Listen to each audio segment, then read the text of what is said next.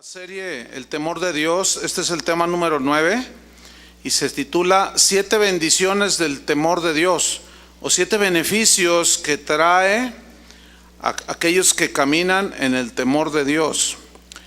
Y Jeremías 32:40 nos dice así: y haré con ellos pacto eterno, que no me volveré atrás de hacerles bien, y pondré mi temor en el corazón de ellos para que no se aparten de mí. Qué lindo versículo, ¿no? Hasta el día de hoy hemos visto 8 temas de esta serie, el temor de Dios, y hemos aprendido que no debemos temer al hombre más que a Dios, porque Dios está encima de todos. También hemos aprendido que cuando nosotros conocemos la grandeza de Dios, nos lleva a respetarlo en grado sumo, y nos damos cuenta de nuestra pequeñez, y ante su grandeza comparada con nuestra pequeñez, pues no nos queda más que honrar a Dios hasta lo sumo y respetarlo y caminar en su temor. Nunca se nos olvide que somos simplemente polvo, y los más grandes solo llegan a ser ¿qué? Un grano de pozole. Su palabra debe infundir temor en nuestros corazones, como dijo Habacuc: oí tu palabra y temí. Entonces la Biblia nos instruye a clamar a la inteligencia, a la prudencia, buscarla como a la plata y escudriñarla como a tesoros, porque entonces, dice, entenderás el temor de Jehová y hallarás el conocimiento de Dios. Pero si nosotros nos apartamos de Dios, si dejamos a un lado el temor, no lo respetamos, no lo honramos, si permitimos el pecado en nuestras vidas, sus juicios nos disciplinarán para que su temor vuelva a nuestro corazón. Nunca olvidemos a Zafira y a Ananías, ¿de acuerdo? Entonces, bueno, el último tema que les compartí acerca del juicio y el temor de Dios, bueno, hoy vamos a darle vuelta a la tortilla para que esté bien cocinada, y vamos a hablar de 7 bendiciones, 7 beneficios que reciben aquellos que caminan en el temor de Dios. ¿Cuántos quieren las bendiciones de Dios? Todos, allí sí gritaron, ¿verdad? Pero debemos de saber que Dios bendice a los que andan en el temor de Dios. Dios los bendice, porque los que andan en su temor tienen un lugar pues de mucho aprecio delante de Dios. Vamos a Job capítulo 1 versículo 1, porque allí nos habla de un hombre llamado Job. Job significa volverse, tiene varios significados, entre otros significa también perseguido. Y Job fue perseguido por los sinsabores de la vida, por las pruebas, las tribulaciones, pero Job siempre se volvió a Dios, siempre, siempre, siempre, porque era un hombre, como dice aquí Job 1:1, dice que hubo en tierra de Uz un varón llamado Job, y era este hombre perfecto. Significa moralmente limpio, eso significa perfecto. Y recto, eso significa que era un hombre bueno. Temeroso de Dios, o sea que tenía mucho respeto por Dios. Temeroso de Dios y apartado del mal. Bueno, la historia comienza precisamente mencionando a un hombre que se distinguía de entre todos los de aquel tiempo, ¿sí? En los siguientes versículos narra las escrituras. Hay un bebé por ahí, si lo pasan a su salón, por favor, no se permite tener bebés aquí. Gracias. Entonces narra el evangelio, o mejor dicho el libro de Job, de cómo los ángeles llegaron ante la presencia de Dios, y entre ellos iba Satanás, ¿se acuerdan? Y Dios le dijo a Satanás: ¿no has considerado, en el versículo 8, si lo buscan conmigo, Job 1:8, dice: y Jehová dijo a Satanás, ¿no has considerado a mi siervo Job?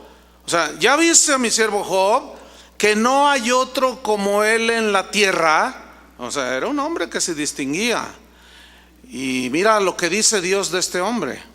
Dice: mira, Satanás, es un varón perfecto, es un varón recto, Es un varón temeroso de Dios y apartado del mal. Entonces el diablo le contesta y le dice: nah, pues lo bendices porque le das muchas cosas, pero quítale lo que le das y verás cómo si blasfema.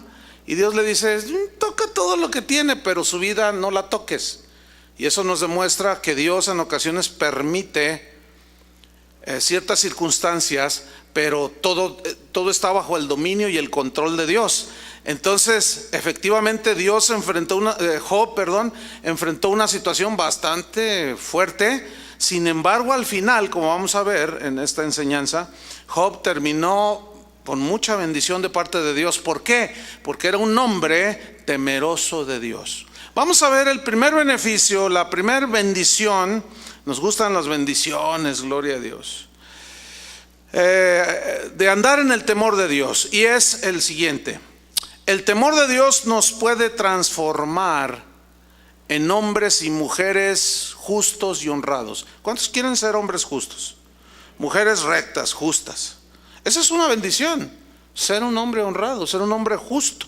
Y eso solamente lo produce cuando tú caminas, o se produce, se da como fruto cuando tú caminas en el temor de Dios. Y hay una historia de un rey. ¿Quieren ir conmigo a 2 de Crónicas 19:4?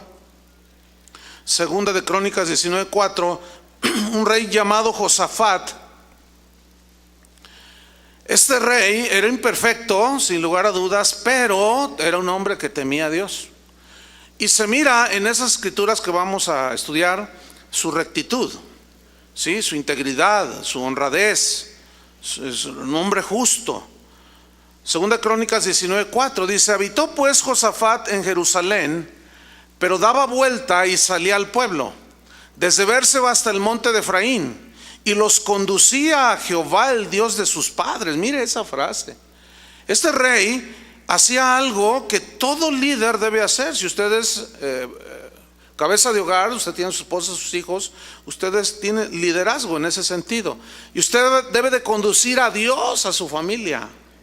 Un pastor debe de conducir a las ovejas del Señor, a la grey de Dios, hacia Dios. Todo hombre piadoso que tiene cierto liderazgo debe de conducir a Dios a la gente a la cual él está ministrando, está bajo su cuidado. Este es el rey Josafat. Versículo 5. Veamos a ver lo que hizo. Y puso jueces en todas las ciudades fortificadas de Judá, por todos los lugares. Puso jueces. Y versículo 6. Y dijo a los jueces: mirad lo que hacéis. Es una advertencia. Porque no juzgáis en lugar de hombre, sino en lugar de Jehová, el cual está con vosotros cuando juzgáis. Cuando la gente venía y traía sus problemas, sus situaciones de todo tipo, los jueces tenían que escuchar las distintas versiones y dar un veredicto y hacer una sentencia. Pero miren lo que viene en el versículo 7. Sea pues con vosotros el temor de Jehová. ¿Por qué el hombre Josafat, el rey Josafat, hombre temeroso de Dios, le dijo a los jueces que iban a impartir justicia? Les dijo: pero esté con vosotros el temor de Jehová. ¿Por qué? Porque el temor de Jehová produce hombres justos. ¿Entiende?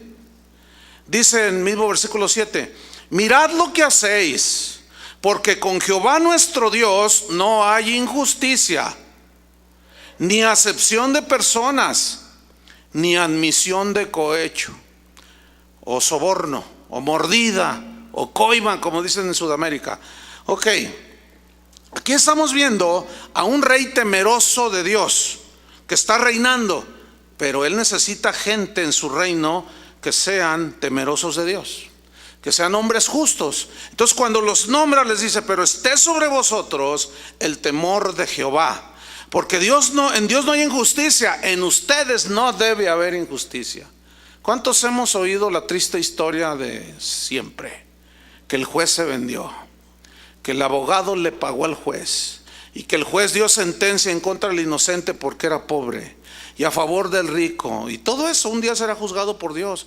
Toda esa gente podrá tener religión, pero no tienen temor de Dios, ni lo conocen siquiera. Pero un día van a dar cuenta. delante de Dios. Pero usted y yo, que somos hijos de Dios, que usted puede, por ejemplo, yo soy un pastor, usted puede ser un gerente, usted puede ser un empresario, usted puede ser un padre de familia, y estas cosas deben de estar en nosotros. El temor de Dios produce que no seamos hombres injustos, ¿me entiende? Hay esposos que son injustos con su esposa y con sus hijos. Hay patrones cristianos que son injustos con sus empleados. No les pagan bien, los hacen trabajar de más, no les dan lo que es de ley y abusan de ellos, pero vienen a la iglesia. Eso no es ser un hombre justo, eso no es tener temor de Dios. Pero si usted camina en el temor de Dios, Dios va a hacer de usted un hombre justo, un hombre recto. Mira lo que dice. Entonces, no hay acepción, no hay injusticia, ni se deja sobornar. Vamos a ver el ejemplo de otro líder, se llamó Nehemías. Este hombre era como Josafat, un hombre temeroso de Dios. Y vamos a ver en Nehemías capítulo 5 cómo el temor de Dios le impidió a este gobernador Nehemías abusar del pueblo de Dios. Ellos habían salido de la cautividad, ellos habían regresado a Jerusalén. Nehemías junto con Esdras estaban reconstruyendo los muros de Jerusalén. Había pobreza entre el pueblo, pero había otros que tenían dinero. Volvieron a ellos a tener sus tierras, sus riquezas, etcétera, pero muchos no. Y vamos a ver lo que sucedió en Nehemías capítulo 5 versículo 1. Dice así: entonces hubo gran clamor del pueblo y de sus mujeres contra sus hermanos judíos. Es decir, aquí sucedió un problema, se suscita un problema entre los mismos judíos o el mismo pueblo de Dios. Había problemas, como también entre los hijos de Dios, los cristianos, a veces hay problemas. Pero ¿qué pasó aquí en este caso? Versículo 2. Había unos que decían: nosotros, nuestros hijos y nuestras hijas somos muchos, por tanto hemos pedido prestado grano para comer y vivir. Hemos pedido prestado, no tenían, había pobreza. Ellos necesitaban comer. Tenemos muchos hijos, tenemos muchos niños, tenemos muchas niñas. Son muchos nuestros hijos y nos estamos endeudando. Versículo número 3. Y había otros que decían: hemos empeñado nuestras tierras, nuestras viñas y nuestras casas, a cambio de un poco de dinero. Ahí está mi casa, ahí están las escrituras, para comprar grano a causa del hambre. Versículo 4. Y había quienes decían: hemos tomado prestado dinero para el tributo del rey, o sea, para pagar los impuestos de nuestras tierras y nuestras viñas. Ahora bien, dice el versículo 5, nuestra carne es como la carne de nuestros hermanos. O sea, somos iguales, somos del mismo pueblo. Nuestros hijos como sus hijos. Y aquí que nosotros dimos nuestros hijos y nuestras hijas a servidumbre, o sea, a los ricos que les habían prestado del mismo pueblo. Y algunas de nuestras hijas lo están ya, o sea, como esclavos. Y no tenemos posibilidad de rescatarlas, porque nuestras tierras y nuestras viñas son de otros. ¿Qué estaba sucediendo aquí? Los que tenían dinero y tenían una posición económica desahogada estaban aprovechándose del hambre y de la necesidad del pueblo y comenzaron a prestar a cambio de las escrituras, a cambio de los títulos, de las heredades, de las viñas, de las casas, y los estaban despojando. Otros pedían prestado dinero, lo prestaban, decían: pero en prenda está tu hijo, tu hija. Y si no pagaban los intereses, los metían en esclavitud. Imagínense. Vamos a seguir leyendo, versículo 6. Vamos a ver la reacción de un hombre justo. Fíjese bien lo que dije: la reacción de un hombre justo. Dice el versículo 6: y me enojé en gran manera cuando oí su clamor y todo lo que le estaban diciendo y sus palabras. Dice que se enojó. Ahora, ¿por qué se enojó?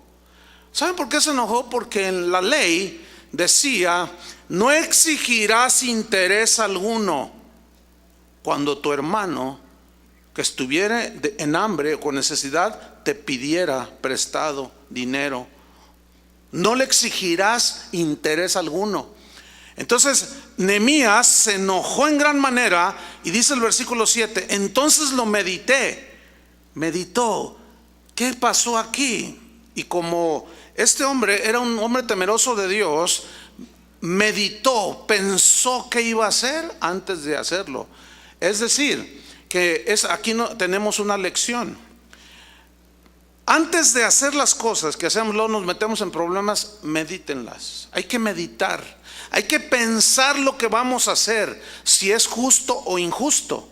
Entonces dice que Nehemías lo meditó, ¿y qué hizo? Reprendía a los nobles y a los oficiales, o sea, a los que estaban a cargo de todo ese asunto, y les dije: exigís interés cada uno a vuestros hermanos. Y convoqué contra ellos una gran asamblea. Y créame que estuvo bien asistida, porque eran muchos los endeudados. ¿Sabe que la Biblia prohíbe cobrar interés a aquellos que están en una necesidad? Normalmente cuando la gente está en una situación apremiante, va y pide prestado o empeña algo. Empeña, qué sé yo, alguna joya que le costó 10,000 pesos, es un ejemplo, y le prestan 500 pesos, o sea, totalmente injusto, y luego hay que pagar un montón de intereses. ¿Sabe que se da mucho el cobrar los intereses aún en los cristianos? Bueno, no se da mucho, pero hay casos. Pero esto es por la ignorancia que hay. Cuando tú ves a una persona que tiene una necesidad apremiante, no para andar gastando ahí en las vacaciones de invierno, no, sino en verdad, porque hay veces cuando la gente pierde el trabajo, etcétera. Entonces, que acudan contigo, si Dios te ha bendecido, te está terminantemente prohibido pedir intereses, exigir intereses. Saben que a través de los años de ministerio hemos tratado situaciones muy lamentables, como aquel caso que sucedió en alguna ocasión de una señora que ya estaba hasta acá, porque bueno, habían pedido una cantidad a una familia de su congregación, o de la congregación. Sucedió aquí esto hace años, y esta familia que asiste o asistía, no sé si todavía estén asistiendo acá, pero resulta que le prestaron esta cantidad. Entonces le dijeron: pero tienes que pagarnos intereses. Entonces llegó esta persona hablando con nosotros porque decía que ya no podía más, que ella tenía 2 años o más de 2 años pagando intereses y ya había pagado 2 veces la deuda y todavía debía lo que le habían prestado. Entonces yo dije: no, es que no es posible. No es posible que exista semejante abuso con una mujer viuda. Pues se da, hermanos. Pero ¿saben que Dios condena terminantemente eso? ¿Sabían o no? Bueno, ya lo saben, de aquí en adelante, para que no abusen de la necesidad de la gente. Miren, ¿conocen al hermano Pablo Hunter? Bueno, por cierto, les encargo que oren por él. Ya está muy anciano y se cayó y se lastimó un brazo. Bueno, él en una ocasión me contó cómo es que Dios le había llamado para venir a ser misionero y dar su vida aquí en México. Dice que estaba con unos pastores amigos de él y lo invitaron a venir a México, concretamente a la zona aquí, Huichola, del estado de Jalisco. Entonces él aceptó la invitación. Dice: llegamos y predicamos en esa noche y nos fuimos a acostar, a dormir en una cabañita que nos prestaron, una choza. Entonces dice: yo venía muy cansado, me acosté a dormir, pero los escuché que estaban hablando los pastores que me invitaron, y uno al otro le dice: oye, ¿cómo les vamos a ayudar a estos pastores? Los habían recibido un promedio de 60, 70 pastores. Le dice: mira, a cada uno le vamos a prestar 3,000 pesos. En aquel tiempo era una cantidad bastante significativa. Dice, para que siembren la tierra y para que ayudarles. Entonces dice otro de los pastores, ¿y cuánto de interés les vamos a cobrar? Y dice otro pastor, el 10%. Dice, yo estaba oyendo y dije, ¿qué están haciendo? Y si me levanté, así molesto, les dije, ¿qué están haciendo? A ver.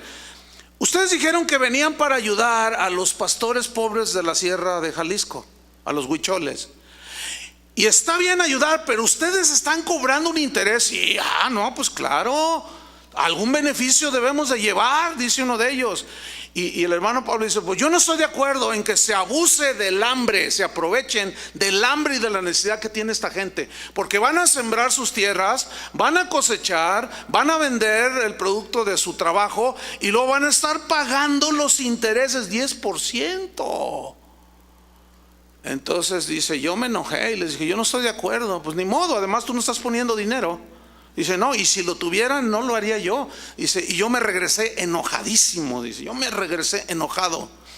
Tomé un avión, regresé a mi casa en Phoenix, Arizona, y estando allá Dios me habló, decía el hermano Pablo, y me dijo, Pablo, ¿tú qué piensas de eso que hicieron esos pastores? No, Señor, pues yo entiendo que eso te ofende a ti, por supuesto, estoy indignado con ellos, pero yo te llevé, permití que fueras para que vieras lo que hacen unos, porque yo te voy a mandar a México como misionero y allí vas a dar toda tu vida. Dice el hermano Pablo, así fue como yo llegué aquí a México, hermano. Y yo fui testigo por más de 30 años, hermanos, que ese hombre, toda su vida fue de dar. Yo fui tesorero de su organización por varios años y literalmente vi pasar miles de dólares en los 4 años que fui tesorero. Había meses que él recibía donativos de más de $20,000, mucho dinero, pero muy poco en comparación con la necesidad que había. ¿Me explico?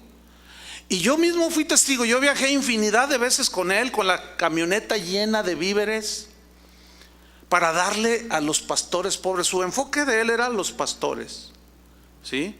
Y a veces mirábamos que estaban construyendo sus congregaciones, sus chozas donde ellos se reunían, y a veces no tenían techo, y me decía, Chuy, ¿cuánto hay en la tesorería? Y le decía, no, pues tanto, dale tanto a este pastor para que ponga su techo. Toño Ortiz, todos viajamos con él. Chuy García, Chava Par, todos los que estamos aquí viajamos con él. Nosotros somos testigos de que el hermano Pablo fue un hombre totalmente generoso, recto y justo, y nunca se enriqueció con el dinero que le enviaban para ayudar a la gente. Y Nehemías era un hombre así. Entonces dice que él me lo meditó y reprendió a todos ellos y les dijo en el versículo 7, exigen interés a sus hermanos, y convocó gran asamblea, dice, versículo 8, y les dije, nosotros según nuestras posibilidades rescatamos a nuestros hermanos judíos que habían sido vendidos a las naciones, y vosotros vendéis aún a vuestros hermanos y serán vendidos a nosotros. O sea, entre ellos, oye, pues te vendo al hermano fulano, imagínate. Dice, y callaron, pues no tuvieron que responder. Versículo 9, y dije, no es bueno lo que hacéis. Solo un hombre justo puede hablar así. Nada más. Los otros, no, hombre, los otros nomás explotan a la gente. Los hambreadores, cada vez que hay un ciclón, cada vez que los de Televisa y los de TV Azteca y que aquí centro de acopio, a ver en qué tranzas hace esa gente. No, pero el juicio de Dios vendrá sobre todos esos, y sobre todo aquellos que se aprovechan del hambre de la gente, y en lugar de aunque es por lo justo, vender la comida básica al precio que está en cualquier parte, le suben el precio. Debe ser al contrario. Por eso la Biblia dice, hubo en tierra de Uz un varón. Esa palabra hubo en el hebreo significa un énfasis sobre algo que no es muy común. Eso significa la palabra en hebreo. Ahora, es decir, no era muy común que hubiera hombres como Job. Lo más común es que hay un montón de tranzas, de hambreadores, de hombres injustos que no pagan bien el salario y que abusan del más débil.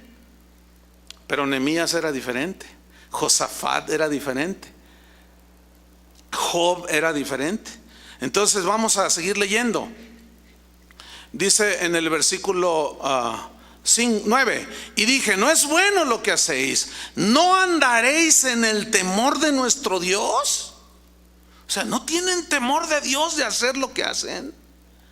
Para no ser oprobio de las naciones enemigas nuestras. Imagínate, los enemigos decían, allá los israelitas, según muy pueblo de Dios, y entre ellos se venden, entre ellos se explotan el uno al otro. Y cuando yo veo esto digo, ay Dios, esto mismo está pasando. Hay muchos que se aprovechan del hambre espiritual de la gente. Ustedes saben a lo que me refiero, los falsos que se han metido a la iglesia y abusan del hambre espiritual de la gente, y a cambio de dinero le quitan el dinero a la gente. Pero esos también van a recibir el juicio de Dios. Nadie se va a escapar a esto. Versículo 10. Mira lo que dice Nehemías: también yo y mis hermanos y mis criados, fíjate, yo, mis hermanos, mis criados, fíjate. Dice primero Nehemías, yo, o sea, el hombre justo. Y luego fíjate la influencia que tuvo hacia otros, mis hermanos. Y luego la influencia va más allá, y mis criados, o sea, los que trabajaban para él. Dice, les hemos prestado dinero y grano, pero ellos no exigieron interés. Y ahora mira la propuesta de Nehemías: quitémosles ahora este gravamen. ¿Cuál gravamen? De exigirles interés. Son de nuestra familia. Quitémosles ese gravamen. Versículo 11: os ruego que les devolváis hoy sus tierras que les habían quitado. Devuélvanles sus viñas, sus olivares y sus casas. Además dice, la centésima parte del dinero, del grano, del vino y del aceite que demandáis de ellos como interés, regrésenselos. Solo un hombre justo habla así. Solo un hombre que tiene temor de Dios habla así. ¿Dónde están esos? ¿Habrá uno aquí? Imagínate el Señor diciendo, hubo en la tierra de Jalisco un charro. Hubo en la tierra de Jalisco un hombre justo, perfecto, temeroso de Dios y apartado del mal. Imagínate, y lo dijera por tu nombre. ¿No sería interesante? ¿No les gustaría? Hubo en Guadalajara una mujer temerosa de Dios. No era chismosa. Era una mujer justa, trabajadora, respetuosa, me tenía temor. Se llamaba... ¿No te gustaría tu nombre ahí? Entonces Nehemías dice, les ruego que les devolvéis todo eso. Versículo 12, mira, esta historia terminó bien. Yo quiero que ustedes pongan mucha atención a la reacción de los que habían violentado la palabra de Dios. En este caso fue gente noble, gente que entendió que habían violentado la palabra de Dios, y dijeron, versículo 12, lo devolveremos. Ay, imagínate, fíjate lo que un hombre justo puede producir aún con la reprensión que les hizo. Dice, lo devolveremos y nada les demandaremos, haremos así como tú dices. Entonces convoqué a los sacerdotes y les hice jurar que harían conforme a esto. O sea, los sacerdotes son los encargados de enseñar la palabra de Dios. Y si comprométanse ustedes también delante de Dios a enseñarles la ley. Explíquenles por qué hicieron lo que hicieron y cómo ofendieron a Dios. Y han hecho a un lado el mandamiento de Dios. Entonces los hace que se comprometan. Y fíjate el versículo 13. Además, sacudí mi vestido. O sea, era una expresión propia de ellos. Los sacudió así como algo así. Y dije, así sacuda Dios de su casa y de su trabajo a todo hombre que no cumpliere esto. Y ahí es donde está el juicio, la severidad, o sea, lo serio de andar en el temor de Dios. Dice, y así sea sacudido y vacío. Y mira esto, ay, me gusta que la congregación sea como estos. Y respondió toda la congregación. ¿Qué dijo la congregación? Amén. O sea, dijeron, sí, nos comprometemos, hemos fallado. ¿Dónde teníamos la cabeza? Hemos pecado contra Dios. Hemos abusado de los necesitados. Porque Dios les había dicho que los iba a bendecir para bendecir a otros, no para acumular.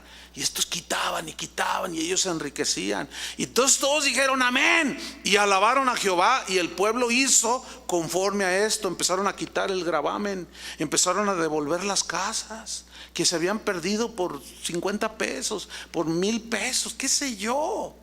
¿Conoce casos de injusticia espantosa? Que por un préstamo de 10,000 pesos se pierde una casa de 1,000,000 de pesos, que crecen los intereses y al rato se lo quitan. Y el abogado, pudiendo arreglar eso, se vende con el otro, y es horrible eso. Pero sigamos leyendo. Dice el versículo 14: también desde el día que me mandó el rey que fuese gobernador de ellos en la tierra de Judá, desde el año 20 del rey Artajerjes hasta el año 32, 12 años, ni yo ni mis hermanos comimos el pan del gobernador. Pero los primeros gobernadores que fueron antes de mí, dice Nehemías, abrumaron al pueblo. O sea, abusaron del pueblo. Y tomaron de ellos por el pan y por el vino más de 40 siclos de plata. Y aún sus criados se enseñoreaban del pueblo. ¿Dónde he oído esto? ¿Dónde he oído esto? Se me hace una historia tan conocida como si sucediera ayer. A los políticos haciendo leyes para quitarle impuestos, y ellos no pagan. Qué lindos muchachitos. Pero también a ellos les vendrá el juicio de Dios algún día. Crean o no crean en Dios, eso no importa. Les vendrá el juicio por las injusticias que hacen. A mí siempre me ha llamado la atención por qué en las cámaras de diputados, de senadores, cuando uno quiere, por ejemplo, el gobernador quiere hacer un puente en tal lado, y los de la oposición dicen no, y total estamos estancados, ya los carros aquí van a tener que volar. ¿Y todo por qué? Por los políticos que tenemos, hermanos. 1,700,000 vehículos en Guadalajara, con las mismas vialidades de hace 30 años. Vayan a León, vayan a San Luis Potosí, vayan a Monterrey, y allá hay otro tipo de políticos. Pero en cuanto se trata de cuánto dinero les toca a los partidos, todos se ponen de acuerdo. Yo siempre he dicho, mira qué curiositos son estos. Estos abusan del poder, abusan de la gente. Y Nehemías era un gobernador totalmente distinto. Dice, antes de mí, dice Nehemías, abusaron de la gente. Pero mira lo que dice el versículo 15: pero yo no hice así, a causa del temor de Dios. Ahí está. ¿Por qué era un hombre justo? Porque tenía temor de Dios. Es una bendición para un pueblo, para una ciudad, para un país, tener hombres justos, ¿sí o no? Pero la única manera de ser hombres justos y rectos es andar en el temor del Señor. Si tú, varón, como cabeza de hogar, como esposo, tú caminas en el temor de Dios, tú vas a ser un hombre justo con tu familia, con tu esposa, con tus hijos. De eso se necesitan. Pero no, desecha el temor de Dios, haz a un lado la palabra de Dios, y vas a ser un hambreador, y vas a ser un injusto, y vas a ser un abusador. Y de esos hay un montón, y nos tienen hasta acá, ¿sí o no? ¿Sí o no, señoras? Sí. Aprovéchense, ahorita es cuando hay que gritar. Segundo beneficio, segunda bendición de tener temor de Dios, de andar en el temor de Dios, está en el Salmo 19, versículo 9. O sea, el segundo beneficio o bendición es que el temor de Dios siempre te llevará a lo bueno, siempre, siempre. Siempre te llevará a lo santo, siempre te enfocará en lo puro, en lo justo.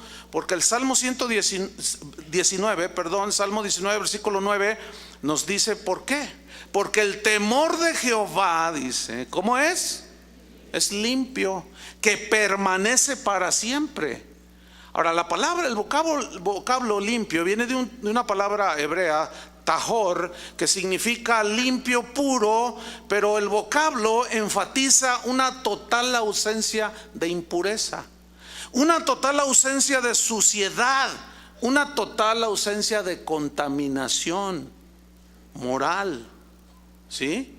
Entonces, si tú andas en el temor de Dios, como el temor de Dios nos guarda, siempre nos va a guiar el temor de Dios a hacer ¿qué? Lo bueno, a buscar y a seguir ¿qué? Lo justo, lo santo, lo limpio. Entonces el temor de Dios, si tú caminas en ese temor de Dios, siempre te va a dirigir hacia lo puro y lo limpio. Vamos a ver Proverbios 4, versículo 40 en adelante. Corrijo, Proverbios 4, versículo 20. Proverbios 4, 20. Y vamos a ver cómo precisamente el temor del Señor nos guía hacia lo justo. Dice así: hijo mío, ¿cuántos son hijos de Dios? Bueno, entonces para nosotros esto. Dice, está dormido cuando estoy hablando. ¿Así dice? No, bueno, es que hay 2, 3 que están cabeceando por ahí. Por cierto, déjenme decirles algo a los que se duermen. Mire, a veces a mí me toca estar sentado escuchando la palabra de Dios. Puede haber excusas válidas de que usted está un poco enfermo o se desveló por X, ¿no? A mí me pasa, de pronto, pero lo que le quiero compartir es esto. Cuando está usted sentado y escuchando la palabra de Dios y empieza así como el sueño, mire, le voy a dar un consejo. Le voy a decir lo que hago yo que me funciona, porque a veces yo estoy sentado y da sueño. Yo entiendo eso. Hay un periodo como de 10 minutos en el que usted resista, o sea, haga esfuerzos. No, es en serio, es en serio. O sea, usted de pronto está así cabeceando, entonces y hágalo, muévase, cambie de posición. Resista unos 5 o 10 minutos, mire, le aseguro, porque yo lo hago, le aseguro, se le va el sueño después de 10 minutos. Pero si usted se abandona, y hasta se acomodan. Hay unos que de plano no tienen vergüenza y hasta se acomodan así. No, así, ¿cómo va usted a estar atento a las palabras del Señor? ¿Cómo? A ver, ¿verdad que no? Y luego se termina la reunión y ¿de qué hablaron? ¿De qué hablaron? Hay cada hermanito que bueno. Hijo mío, dice, está atento a mis palabras. Inclina tu oído a mis razones. No se aparten de tus ojos. ¿Cómo? ¿Las razones no se aparten de tus ojos? Ahorita vamos a ver por qué. ¿Por qué no se aparten de tus ojos? Guárdalas en medio de tu corazón, porque son vida las que las hallan y medicina a todo tu cuerpo. Sobre toda cosa guardada, guarda tu corazón, porque de él mana la vida. Aparta de ti la perversidad de la boca y aleja de ti la iniquidad de los labios. Tus ojos miren lo recto y diríjanse tus párpados hacia lo que tienes delante. ¿Saben? Hace unos años hicieron una encuesta en los Estados Unidos en grupos de varones, eventos para varones como el que tuvimos hace unos días, hace 8 días. Y en esos eventos hicieron una encuesta. Le pidieron a los varones que fueran honestos, sinceros y respondieran a las preguntas. Las preguntas consistían básicamente en si ellos eran aficionados o no a la pornografía. ¿Y sabe qué resultados arrojaron las encuestas? Que más del 40% de los varones que asisten a las iglesias están prisioneros de la pornografía. ¿Qué le parece? Pero lo más triste es que estaban incluidos también pastores, y un porcentaje que llegaba casi al 30% de los pastores están prisioneros, son aficionados a la basura, a la inmundicia, a la suciedad, hermanos. Por eso dice aquí, miren tus ojos lo recto. Por eso dice, no se aparten mis razones de tus ojos.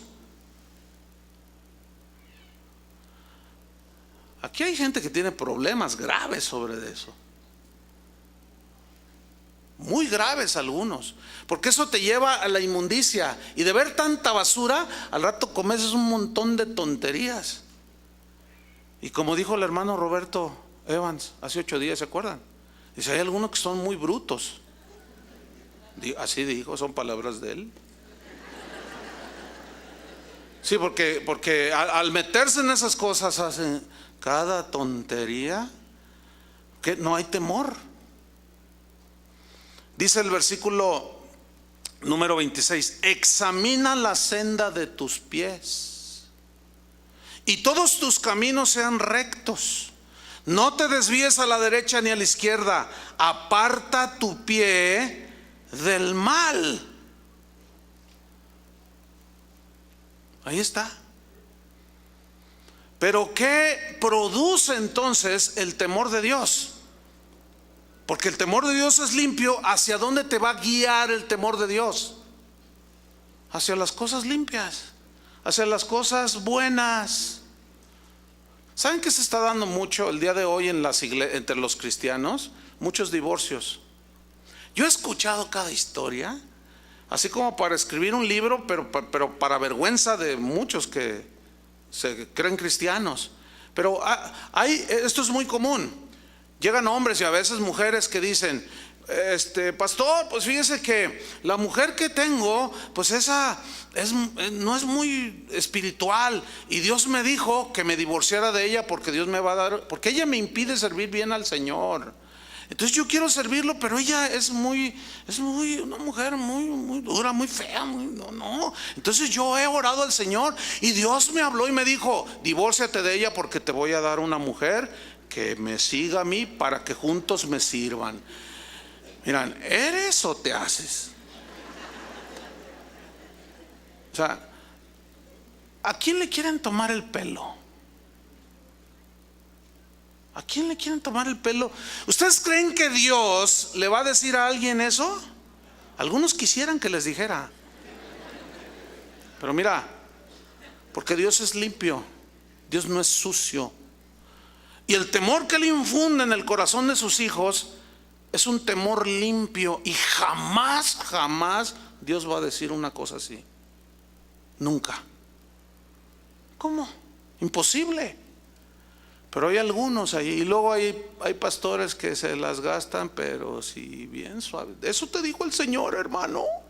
Ay, pues ándale, divórciate. Y mira, ya está aquella hermanita, es bien fiel. Ustedes se ríen, pero ¿vieron cómo se está dando esto en las iglesias?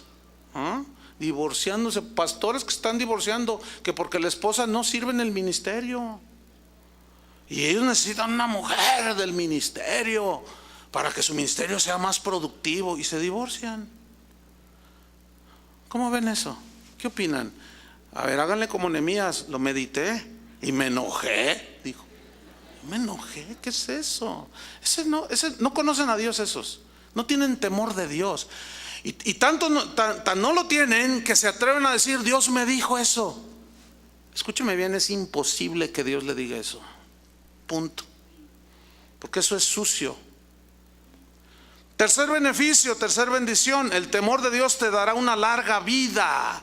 Una larga vida. Proverbios 10:27. Aquí está, mire, dice así: el temor de Jehová aumentará los días, mas los años de los impíos serán acortados. Mire, es una bendición desde el punto de vista de la Biblia, de que quienes caminan en el temor de Dios, Dios les aumente los días, largos días. Pero días en los que hay pruebas, pero Dios está con ellos. Días en los que hay desánimo, pero Dios los alienta y los levanta. Días que tú terminarás en tu vejez con la bendición de Dios. Miren, vean Job 42, versículo 16. Job 42, 16. Según la Biblia, la largura de días es una bendición, producto de haber caminado en el temor de Dios. Job 42, 16.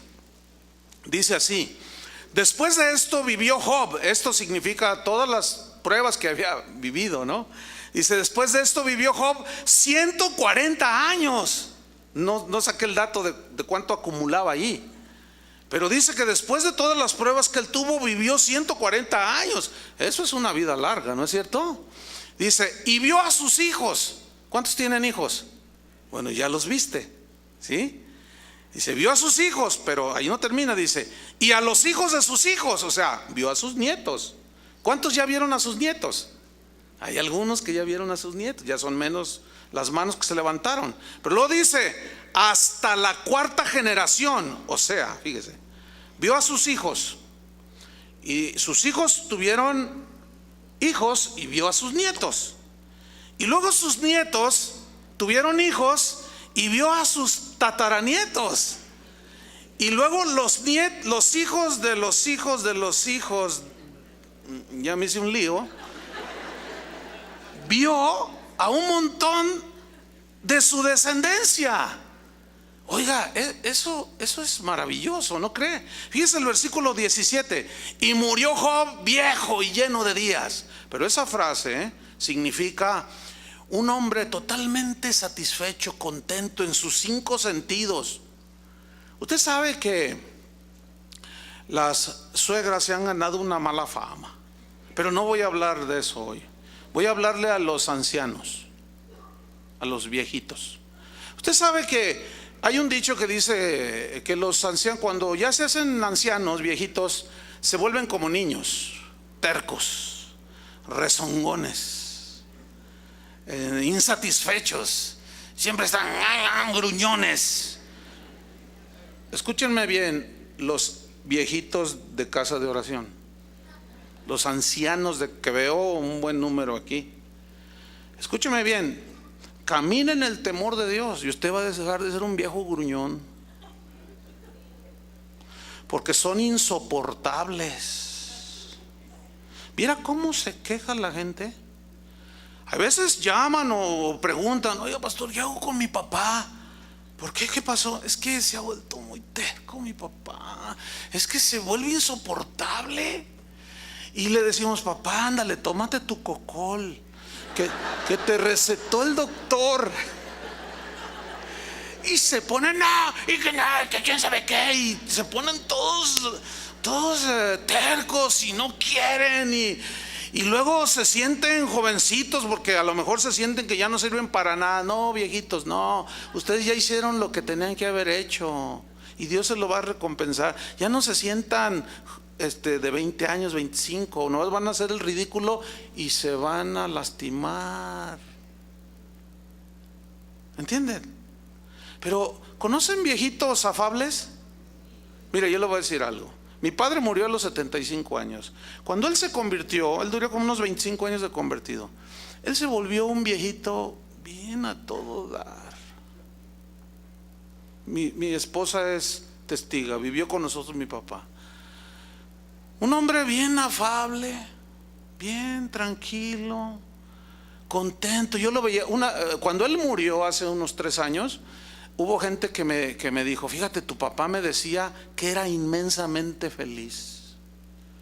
Su vida antes de Cristo fue terrible, pero cuando entró en el temor de Dios, su vida cambió totalmente. Hace días estuvo con nosotros un pastor amigo de nosotros y me estaba diciendo, fíjate que cada vez que vengo a Guadalajara extraño a tu papá, me dice. Porque tu papá era un hombre tan afable, dice, yo hablaba con él, era un hombre, siempre me inspiraba mucha tranquilidad. Y así, en verdad, así era mi papá. Pero no nació así. Pero hay viejitos, ¿verdad? Se enferman, les duele algo, te llevan tus hijos al doctor, te recetan las medicinas. Y luego, ay, me duele esto, ay, me duele aquello, y ahí estás duro y duro. Y luego te, papá, ¿ya te tomaste la medicina? No. Miren, viejitos, en el amor de Cristo les digo, con amor pastoral, cristiano, sean sabios, hagan valer sus canas. No, es en serio. Mire, Toño y yo, que ya vamos para allá, y también Chava, Chuy García todavía se ve bien joven, pero es come años, no se crea, A veces platicamos y, oye, Porque estas cosas son de asuntos pastorales, ¿no? Sí, familiares que se quejan, no quieren ya al viejito y son sus papás, su mamá, y la quieren mandar quién sabe a dónde a la señora. Escuchen, por su... Ustedes pueden perder muchas cosas, no, les digo en serio, ¿eh? Y a veces hablamos y les digo, bueno, la verdad es que es una realidad y oramos. Yo le decía una vez a Toño, le dije, mira, yo oro, y es en serio, yo oro que si Dios me deja ser un viejito, no sé, de esos viejitos así, no, qué horrible es un viejo así. No. Entonces dice Toño, no, sí, y luego ahí nos mandamos correos, mira, porque sucede, algo pasa. Pero mire, hay muchos ancianos que al final de sus vidas, ellos viven una larga vida, pero no es una buena vida. Por gracia de Dios tuvieron muchos años, pero en realidad están amargados, están frustrados. ¿Por qué no caminaron en el temor de Dios? Mi madre, que por ahí debe estar sentada, mami, ¿dónde estás? No está, no vino. No, por allá, bueno, mami, ahí está, por ahí. Ya va para 86, ya hasta perdí la cuenta. Miren, ella, ay, hijo, me duele aquí. Y luego, se está tomando su medicina. Es que, no, a ver, entonces, miren. No hace mucho, la abracé y le dije, mire mamá, le voy a hablar como pastor, no como su hijo. Le digo, por favor, tómese su cocol. Por favor, mire, es que, no, pero es que, ¿sabe qué? Que tu hermana, no. Bueno, mire, recibió la exhortación. Y ahora había de ver a la viejita ahí, los que la conocen, ¿verdad? Cuando nos juntamos la familia, se sienta allí, nos ve, y está ahí con sus lentes. Y se ve bien contenta, en paz, tranquila. ¿Por qué? Porque entendió, obedezca a Dios. ¿Sí? Y mire, Job murió viejo y lleno de días, pero disfrutando de ver, imagínate a sus no, ya se me acabó. ¿Cómo es hasta la cuarta generación? Cuarto generación de, ya ni sé. Pero eso, ¿no le gustaría así? ¿No le gustaría así? Mira, yo he asistido a gente que se está muriendo y luego dice, es que mis hijos son jóvenes y no vi, ni sabré si ellos se van a casar, y cómo me hubiera gustado ver a mis nietos. Pero caminan en el temor de Dios, es una bendición, es una promesa. ¿Sí? Viejo y lleno de días, pero buenos días, ¿ok? Viejitos de casa de oración, ¿se van a tomar su cocol? ¿Sí? ¿Van a ser afables y obedientes a Dios? Ok, ya no se sientan Superman. Acuérdense de eso. Ya ustedes dieron lo que dieron. Ya, mire, siéntense. Fíjese, ahora que murió mi padre, salió mucha gente que me decía, ¿sabes qué? Extraño mucho a tu papá. Era mi consejero. ¿De veras era tu consejero? Y dice, sí, era mi consejero. Yo no me la sabía esa de mi papá. Y entonces murió a los 75, pero en paz. Y tenemos recuerdos de él muy lindos. ¿Cómo quisiera que lo recordaran a usted?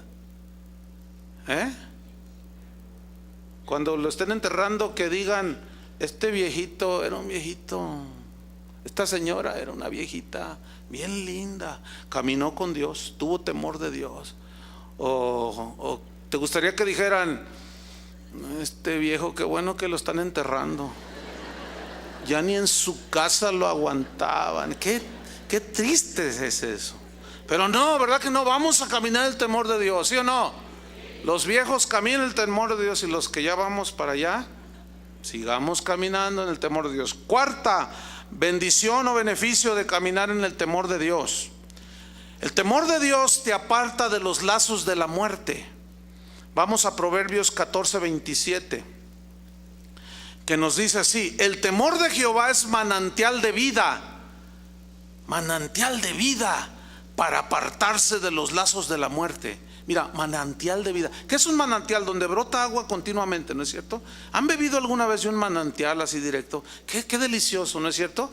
Y dice la Biblia que el temor de Dios es un manantial que fluye constantemente. ¿Qué? La vida de Dios, ¿ven? Entonces, esa misma vida que te da Dios, que te guía a lo justo, lo limpio, te aparta de lo malo y de los lazos de la muerte. Mira en Proverbios capítulo 5, versículo 1. ¿Para qué nos sirve el temor de Dios? Que nos libra de hacer locuras y de caer en los lazos de la muerte. Proverbios 5:1 dice así: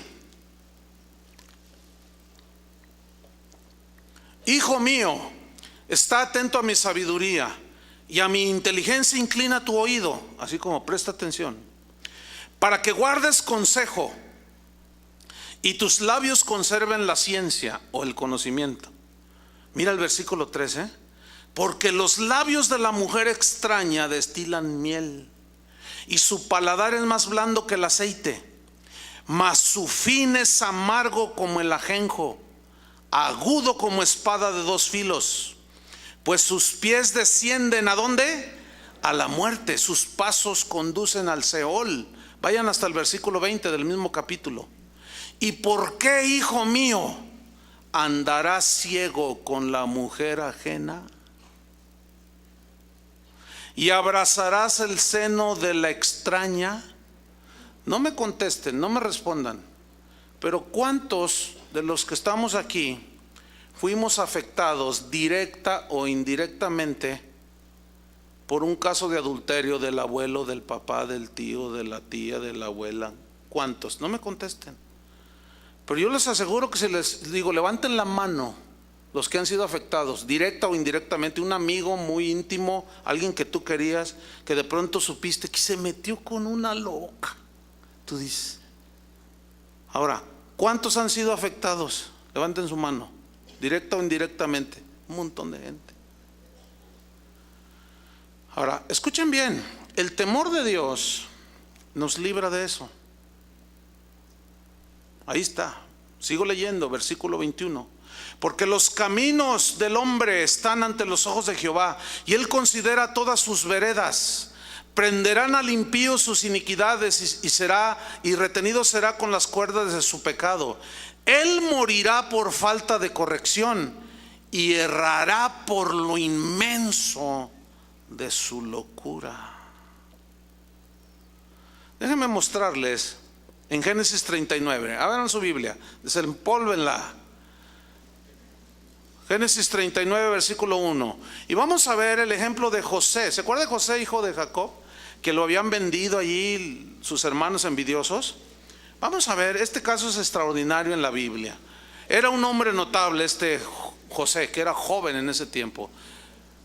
Génesis 39, 1. Dice así: llevado pues José a Egipto, o sea, no de visita ni de vacaciones, no fue, lo vendieron.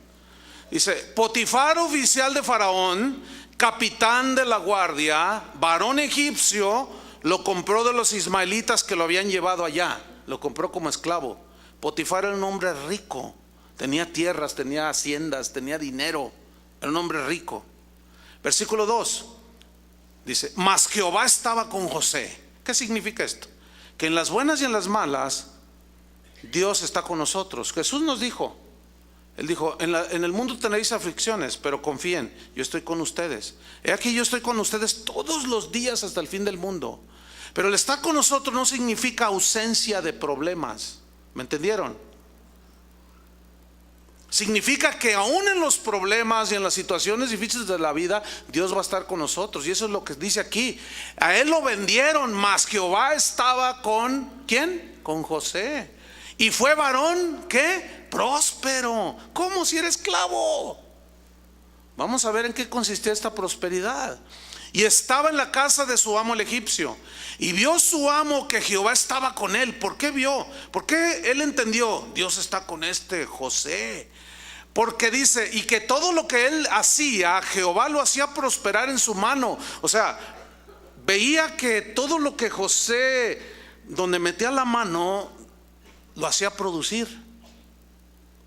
Y dice, y vio que todo lo que él hacía, Jehová lo hacía prosperar en su mano. Versículo 4.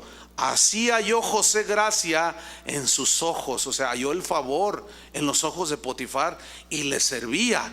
Y él le hizo mayordomo de su casa, lo hizo el gerente general, ¿me entiende? El administrador de todo su dinero, de sus tierras, de sus ganados, de todo lo que este hombre rico tenía. Le dijo, José, tú eres el encargado, eres el administrador. Le confió todo, dice. Le hizo mayordomo de su casa y entregó en su poder todo lo que tenía.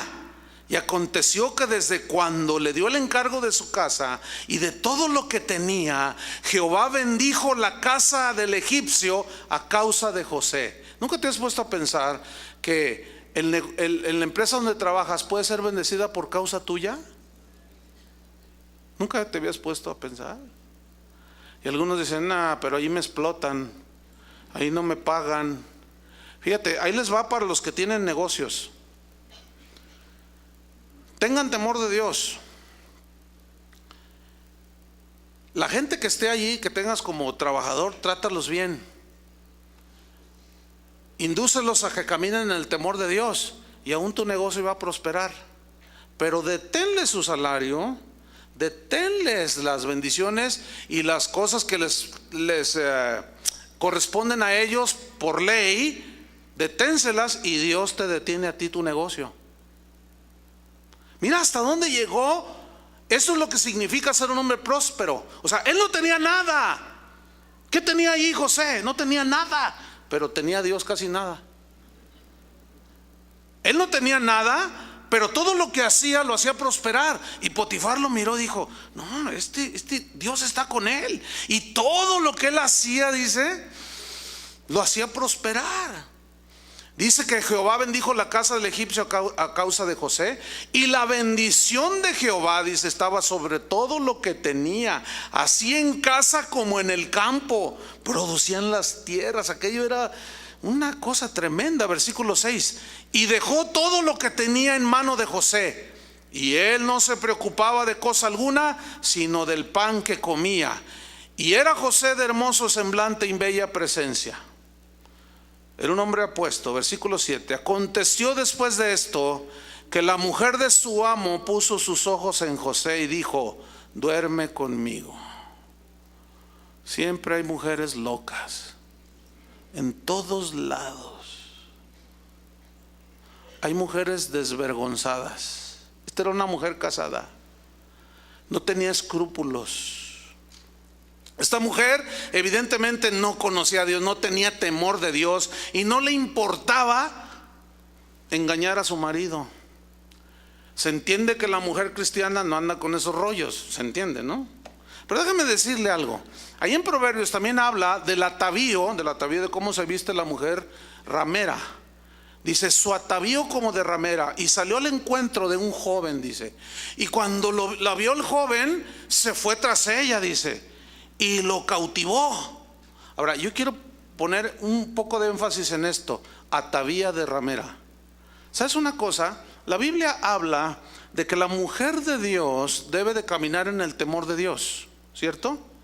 Les voy a decir algo a las mujeres de casa de oración. La manera en que tú te vistes demuestra si tienes temor de Dios o no.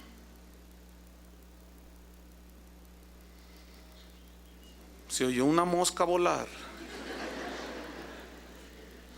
¿Sí? La manera en que tú te vistes demuestra si tienes temor de Dios o no. Porque la manera en que tú te vistes demuestra si respetas a Dios. Y la manera que tú te vistes también demuestra si tú respetas a los hombres. Una mujer que se viste con atavío así provocativa no tiene respeto por los varones.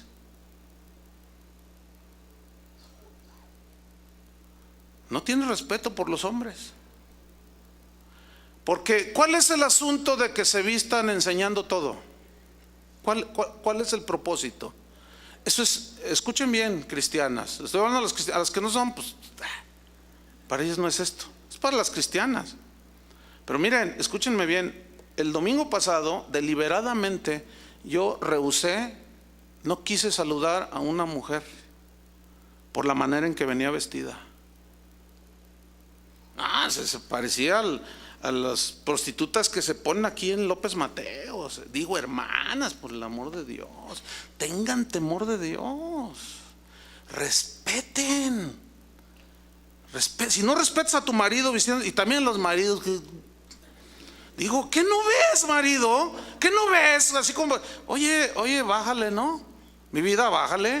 No, pero ¿qué? ¿Cómo qué? Mira, te voy a enseñar una foto de Jezabel y te parece a ella, ma. No, maridos, también ustedes pónganse las pilas, Porque cuando se para enfrente de ti, varón, una mujer vestida así provocativa, te está faltando el respeto, ¿Están escuchando eso? Cristianas. Si usted, señora, está aquí y no es cristiana, no me haga caso. Usted vístase de bikini y váyase por la de López Mateos. ¿A mí qué? Usted no es cristiana. Usted no tiene temor de Dios. Pero si tiene temor de Dios, cambie su vestuario.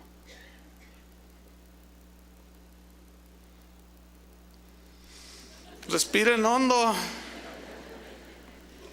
Fíjate lo que dice aquí. Versículo 7.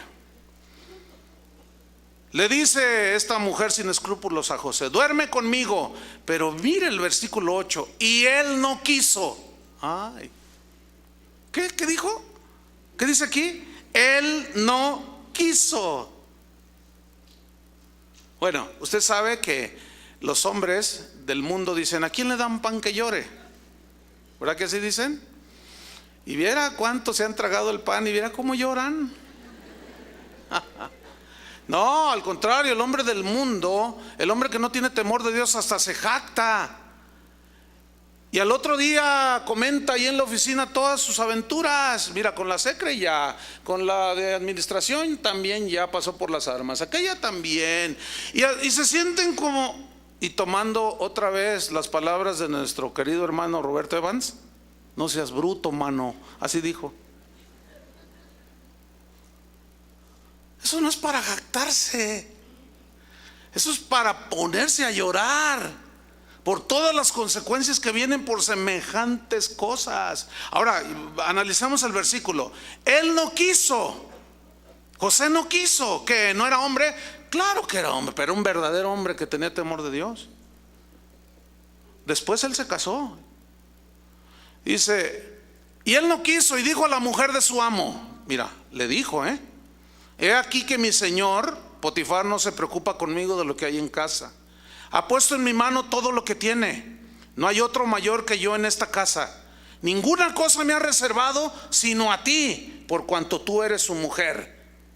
O sea, lo que está diciendo José es: mira, cuando Potifar le dice: ven, José, vas a ser el mayordomo. Todo lo que está aquí está en tu mano. Tú puedes disponer, puedes comer lo que como yo, puedes agarrar los camellos, puedes agarrar leche de las vacas, puedes hacer todo. Esto es como si fuera tuyo, José. Tú eres una bendición para aquí. Pero hay algo que no debes tocar, Esa es mi esposa. A esa no la puedes tocar. Eso es lo que le está diciendo. Me lo dijo claramente: no toques a mi mujer.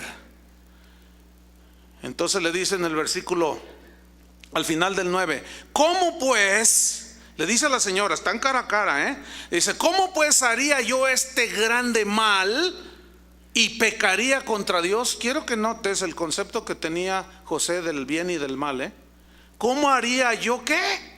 Tan grande mal. Y lo más importante, y pecaría contra Dios. No, hombre, ahora cualquier falda te hace caer, mi estimado compadre. Ay, es que pues así me hizo Dios. No. ¿Cómo que así te hizo Dios? Como alguien dijo, no, pues es que ¿cómo es eso? Dios te pone los impulsos sexuales y luego te los reprime. Bueno, la Biblia dice que es para el matrimonio, ¿sí o no dice así? No, pero entonces ¿para qué me los dio?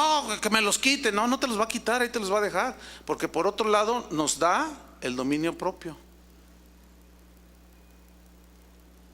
¿Están entendiendo, verdad? Bueno, vámonos sobre el final de esta historia.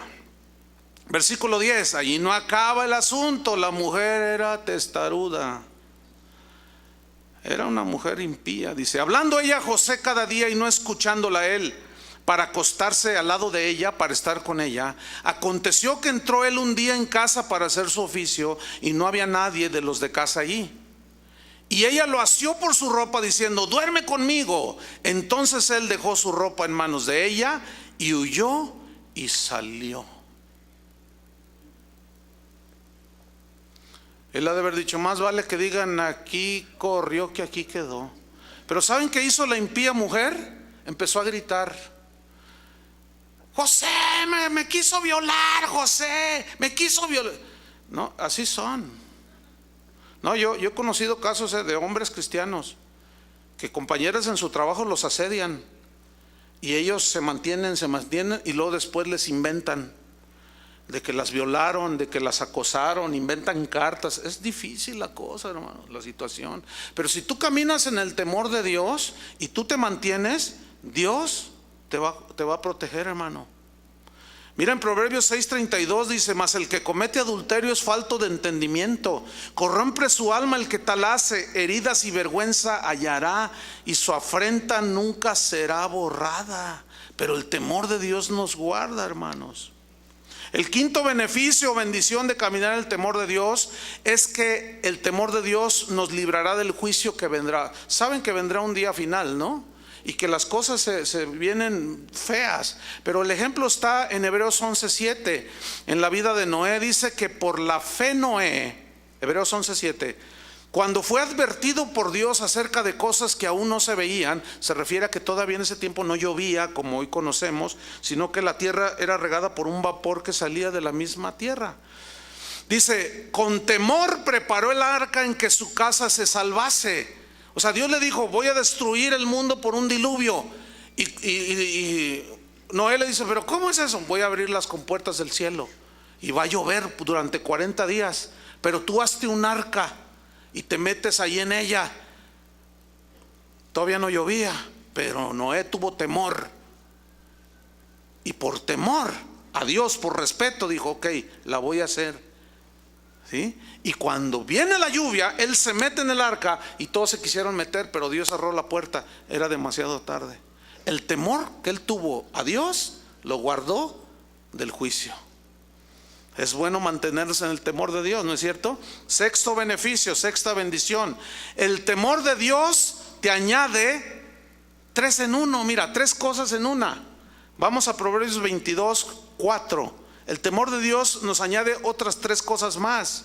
Esto ya es, decimos acá en México, el pilón o la añadidura, pues. Proverbios 22:4. Dice así, riquezas, honra y vida. Riquezas, aquí está hablando de riquezas materiales, beneficios materiales, efectivamente. Honra, o sea, Dios honra al que le honra. Y vida, ¿sí? Vida de Dios. Dice, son la remuneración o las consecuencias o el pago, por decirlo de otra manera, de la humildad y ¿de qué más? Del temor de Dios. Vamos rápido a Job 42 para que vean cómo este hombre perfecto, recto, temeroso de Dios y apartado del mal terminó sus días. Ya leímos que terminó viejo y lleno de días, ¿verdad? Pero ahora miren aquí cómo terminó también. Job 42:12. Y bendijo Jehová el postrer estado de Job más que el primero. ¿Cómo era cuando era en primera instancia? Era un hombre bendecido, pero perdió todo, ¿se acuerdan? Pero él no maldijo a Dios. Su temor que tenía por Dios lo hizo guardarse. Y bendijo Jehová el postrer estado de Job más que el primero, porque tuvo 14,000 ovejas. Ay Dios, eso sí se llama un rebaño. 14,000 ovejas. Eso es un montón de ovejas. Pero no solo 14,000 ovejas, 6,000 camellos. Un camello era como un auto hoy, ¿no? Verdaderamente, hasta para armar a todo un ejército. 6,000 camellos. Y luego dice 1,000 yuntas de bueyes. ¿Se acuerdan de la parábola que tenía 5 yuntas y fue a probarlas? 5. Y ya se sentía lo máximo. Job terminó con 14,000 ovejas, 6,000 camellos, 1,000 yuntas de bueyes. ¿Imaginan cuánto terreno se podía trabajar con 1,000 yuntas? Si una yunta equivalía hoy a lo que hoy es un tractor. 1,000 yuntas. Imagínate las tierras que tenía. Y no solo 1,000 yuntas de bueyes, sino 1,000 asnas para cargar toda la cosecha. Y luego dice el versículo 13: y tuvo 7 hijos y 3 hijas, 10 hijos.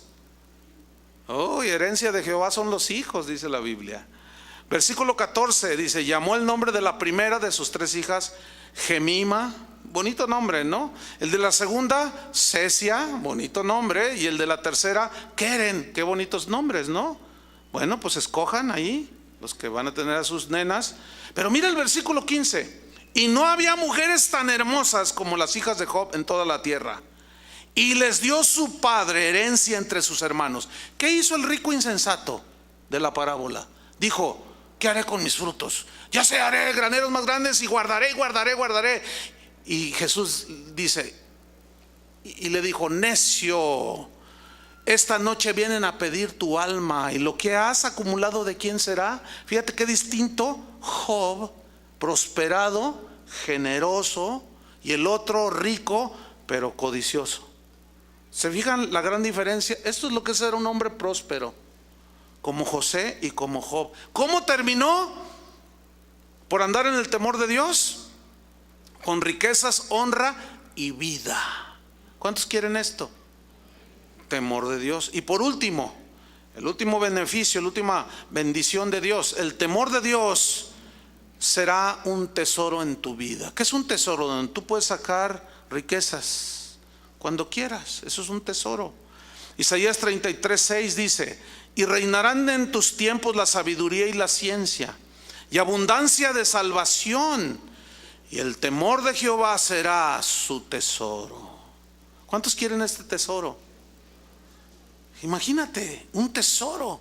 Aquí puedes o no tener cosas materiales, pero sí puedes tener un tesoro de incalculable valor, que es el temor de Dios. Camina en el temor de Dios y tendrás todo. Y concluimos con una tremenda y grandiosa promesa que está en Jeremías 32:38, que es el versículo que leímos. Jeremías 32:38. Y esta es mi oración por esta congregación, y esta es mi oración por cada uno de ustedes. Es mi deseo como pastor. Y veamos qué dice Jeremías 32:38. Y me serán por pueblo, y yo seré a ellos por Dios. Y les daré un corazón y un camino. Un corazón, aquí se refiere al corazón nuevo, a la nueva naturaleza, el nacer de nuevo. Y un camino. ¿Quién es el camino? Jesús. O sea, un corazón nuevo que nos da Jesús. Para que me teman perpetuamente, para que tengan bien ellos. ¿Cuántos quieren el bien? Aquí está.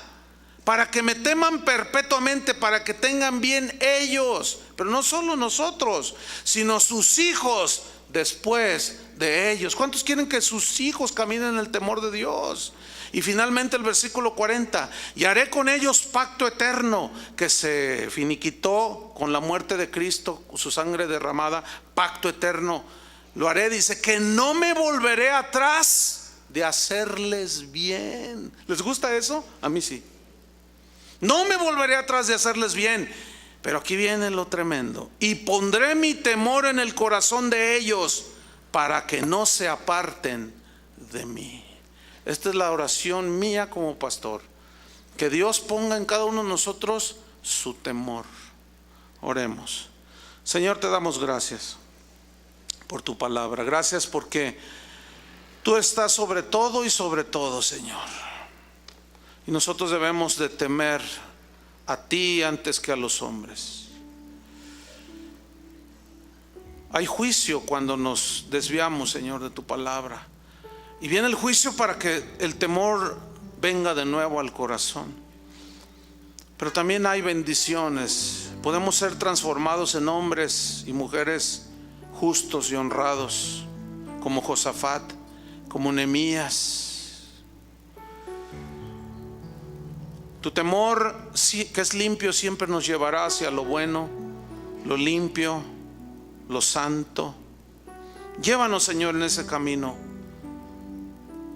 Tu temor también nos dará una larga vida como la de Job, que aún en la vejez estaremos en los 5 sentidos, llenos de sabiduría, llenos de días, mirando nuestra descendencia ser bendecida por ti, Señor. Pero tenemos que andar en tu temor, porque tu temor nos apartará de los lazos de la muerte, porque tu temor es manantial de vida y nunca nos llevarás por caminos de muerte.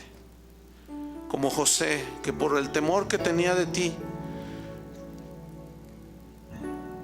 se negó a involucrarse con esa mujer impía. Tu temor, Señor, nos librará del juicio que viene. Y mientras estamos aquí como a Job, en tu soberanía, algunos puedes darles riquezas, honra y vida abundante. Y prosperarlos, pero no para acumular, sino para bendecir, para ayudar a otros que están en necesidad. Señor, bendícenos con tu temor. Que sea un tesoro en nuestras vidas. Gracias porque en Cristo Jesús el pacto se finiquitó y tú no lo vas a invalidar, y nos harás bien y pondrás tu temor en nuestro corazón para que nunca nos apartemos de ti. En el nombre de Jesús te damos las gracias, Padre, y te pedimos de todo corazón que pongas tu temor en nuestro corazón. En el nombre de Jesús.